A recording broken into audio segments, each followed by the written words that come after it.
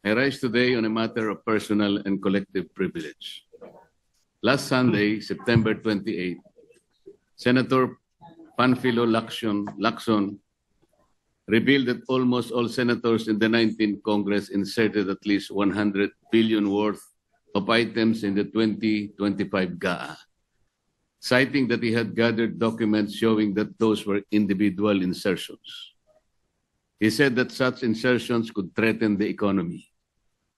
Sinabi pa po niya, Mr. President, sa budget deliberation, pwede kong tanungin ito bakit pinayagan ito.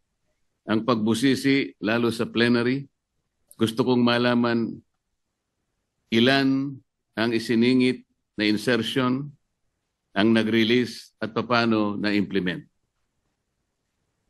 Mr. President, when former DPWH Undersecretary Cabral, as disclosed by Senator Lacson, offered insertions in the 2026 budget to the Senate President, Senator Soto boldly refused, invoking transparency and good governance. At that time, he appeared to draw a moral line that insertions were wrong. Does this mean that the Senate President never had budget insertions during all the time he served as Senator of the Republic and as Senate President for almost 5 years? Yet when it was revealed that 100 billion worth of insertions actually found their way into the 2025 budget through the Senate itself, the Senate President shifted tone and justified them as part of the regular budget process. At the start of the plenary session last Monday, he even said, and I quote, "Amendments, insertions, or whatever you want to call it, whether individual or institutional, are part of the regular budget process. These seemingly inconsistent positions have once again stirred confusion not only within this chamber, but more importantly, among our people." Just yesterday, Mr. President, Senator Lacson clarified that he did not mean to put anyone on the spot, but expressed that this is a chance for both houses to heed to the public outrage against corruption. Yet the fact remains, his prior statements have already cast doubts and shadows, not just to the individuals he alluded to, but also to the integrity of this institution. His disclosure last Sunday ended up banners of newspapers Monday morning, to the consternation of his colleagues. While a caucus was called in the afternoon of the same day to explain that it was not meant to put anyone on the spot but to heed the public outrage, it's too late in the day, Mr. President.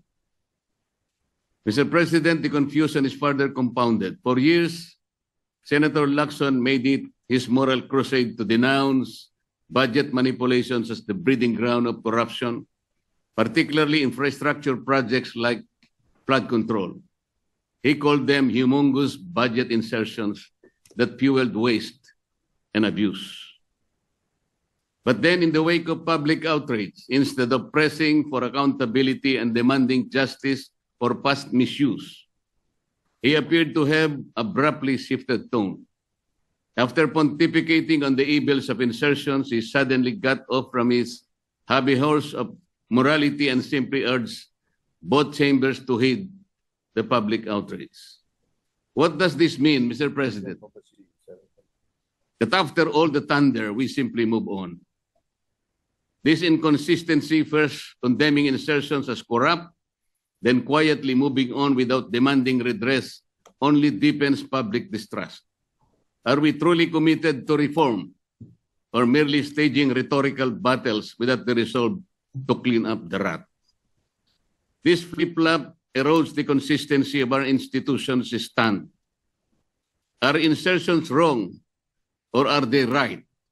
If they are wrong, why did we allow them? If they are right, why did we deny them before? Mr. President, we must confront this issue not with rhetoric, but with clarity of principle. The Senate is tasked under the Constitution with the power of the purse and the vital function of oversight. But let me ask, is oversight synonymous with budget insertions? Or are insertions merely convenient vehicles for pork and patronage? Without a clear framework, we risk reducing this chamber to nothing more than a rubber stamp of the powers that be, thereby undermining the checks and balances carefully designed by the framers of our Constitution. The so-called flood control scandal illustrates the urgency of this clarification, Mr. President. For years, billions of pesos were poured into flood control projects. Yet today, every typhoon, every monsoon rain still brings massive flooding to our communities. Where did the money go? Were the projects properly planned and implemented, or were they merely vehicles for lump sum appropriations and political accommodations? If Senate oversight means anything, it must mean exposing these abuses. But if oversight is confused with insertions, then the Senate itself becomes complicit. Instead of protecting the people from waste and corruption, we risk becoming enablers of it. This is why the rules must be clarified so that oversight is exercised as a constitutional duty, not as a bargaining chip for the insertions hidden in the budget.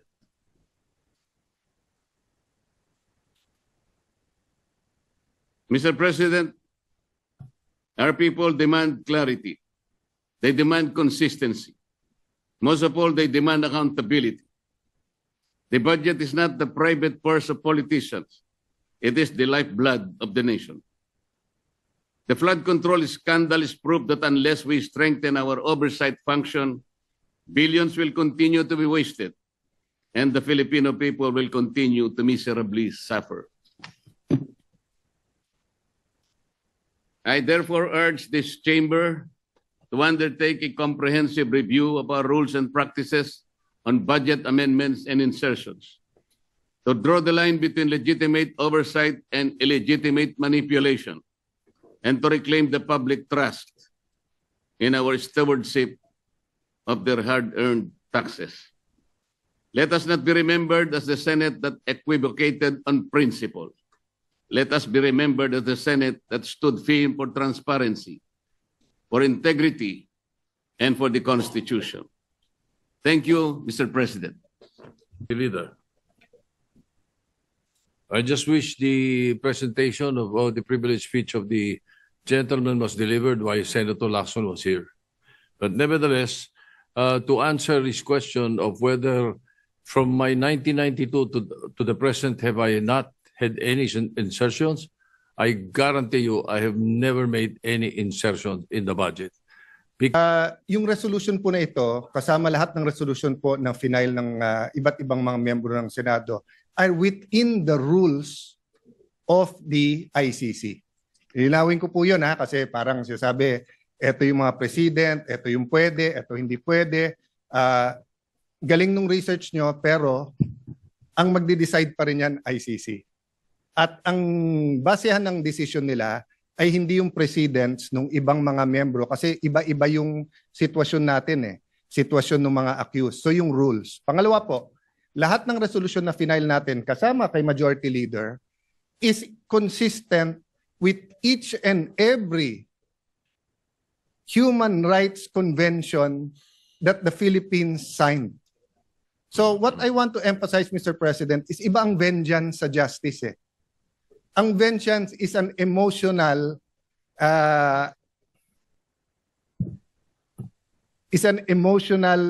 impulse of someone who is a victim of injustice. In Tagalog, gusto niyang gantihan. Ang justice, hustisya, ay well-defined sa international community, and I know that as a former Secretary of Foreign Affairs. At yan po ay nakatala sa ating konstitusyon, sa international conventions, sa human rights, etc., pati sa ICC. At pag ikaw ay hinuhusgahan pa lang o ikaw ay kinakasuhan pa lang, in fact, na-postpone yung yung confirmation of charges kasi tinitignan pa nga kung maiintindihan ng akusado yung i-accuse sa kanya. So, kasama lahat po dyan sa justice is hindi mo muna gagantihan siya habang siya ay innocent until proven guilty. Tignan niyo halimbawa ho si dating Senador Leila de Lima. Wag na yung ibang mga senador, di ba? Grabe din po ang akusasyon sa kanya, droga. Pero pumayag po lahat. Pati po ang pinakagalit sa kanya na out of humanitarian, meron siyang detention facility sa Camp Crame, no? At meron siyang cellphone at nakakapag-function pa rin siya dito. So lastly, Mr. President, I will not argue anymore whether the war on drugs was a maniac killing everyone or the war on drugs was precisely to protect the Filipinos, because replay na to eh. Ilang beses na napaliwanag to, the facts, ilang beses na present sa international community at saka dito.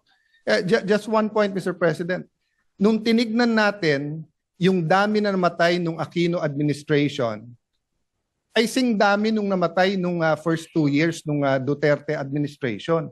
Except that during the Aquino administration, through Senator De Lima, pinalitan nila yung definition ng EJK. EJK, kapag yan ay labor union, yan ay human rights leader na napatay. Pero pag ordinaryong tao na napatay, hindi EJK. Biglang pagdating ni Duterte, lahat ng patay na hindi natural causes, EJK. Pero pag kinumpare mo, there was 13 to 16,000 every year in the Aquino and even before Aquino. So again, Mr. President, we're not here to debate that. History will judge. Precisely. Our courts here, the DOJ will that. I just have to reply, Mr. President, kasi nga it was brought up as if yun ang dinidebate natin. Ang dinidebate natin humanitarian. Humanitarian ay walang pakialam sa feelings ng mga posibleng biktima. Kasi ang hustisya po ay bulag. Ay nakatakip po yung mata para nga walang makita, no? So even if I was a victim of a crime here, no, at masakit na makita akong magpiyansa or may house arrest yung inaakusahan ko. Kung yun ang batas at pwede, hindi po dahilan na si Alan ayaw yun. So, I vote yes, Mr. President, and I thank our colleagues for putting this on the floor. Thank you, Mr. President.